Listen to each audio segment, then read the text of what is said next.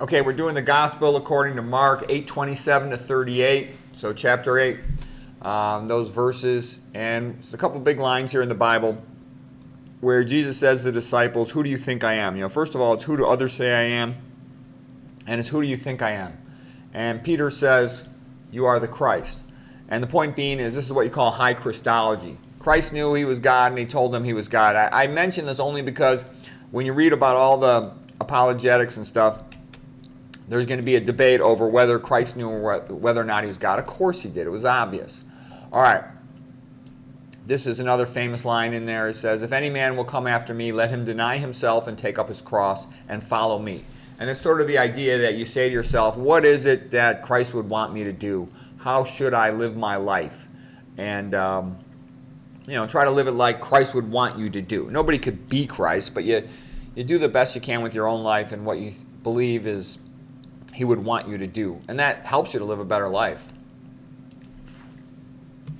As a matter of fact, I had a conversation today with another guy who's a pretty religious guy, and he's like, we don't need divine revelation anymore. Science can function independent of religion. I said, that's completely untrue. I said, I've been heavily involved in science ever since I was a little 18-year-old, and I can tell you can't have good science without religion. And they go, well, what are you talking about? You don't need religion to measure the results of an experiment. And I said, well, yeah, you need religion to tell the truth about them. In the modern world, the big companies just pay to get the results they want. It's not really science, it's advertising. All right, another big set of lines here. Not exactly these lines. These actually come from the Gospel according to Matthew, but they're going to be very similar to what was said in the Gospel of Mark. "Whoever acknowledges me before others, I will also acknowledge him before my Father in heaven. And whoever disowns me before others, I will disown him before my Father in heaven." Okay, so let's now read the text of it from the Gospel according to Mark. Again, it's chapter 8, verses 27 to 38. First section is Peter's confession about Jesus. So Jesus and his disciples set out for the villages of Caesarea Philippi, and along the way he asked the disciples, "Who do people say I am?" And they replied, "Some say you're the John the Baptist, or you're Elijah. Others say you're one of some other prophet." And Jesus said, "Well, what about you? Who do you say I am?" And Peter answered, "You are the Christ." Because they knew he was God. Then Jesus strictly warned, saying the Christ is kind of like he's the Messiah. Then Jesus strictly warned them that they should not tell anyone about him. Jesus was his name, but Christ is a higher implication. Okay, he didn't want it revealed to people that he was sort of the Messiah yet, because they would expect something different from the Messiah than what he was really divinely ordained, sent here to do.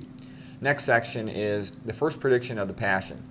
Jesus began to teach them that the Son of Man must do many things, and he must be rejected by the elders, the chief priests, and the scribes, and that he must be killed and rise again after 3 days. Again, that's a high Christology. He knew that he was going to be resurrected, and this mission was all clearly set out. Okay, he spoke this message quite frankly. Then Peter took him aside and began to rebuke him. But Jesus turned around, looked at the disciples, and he rebuked Peter, saying, "Get behind me, Satan. You are thinking not as God does, but as man does." So, for the disciples, that was hard to imagine that Christ was going to die.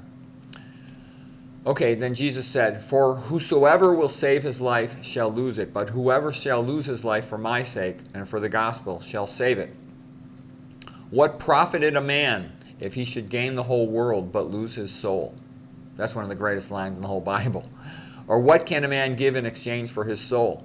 For whosoever is ashamed of me and my words in this adulterous and sinful generation, of him the Son of Man will be ashamed when he comes in his Father's glory with the holy angels."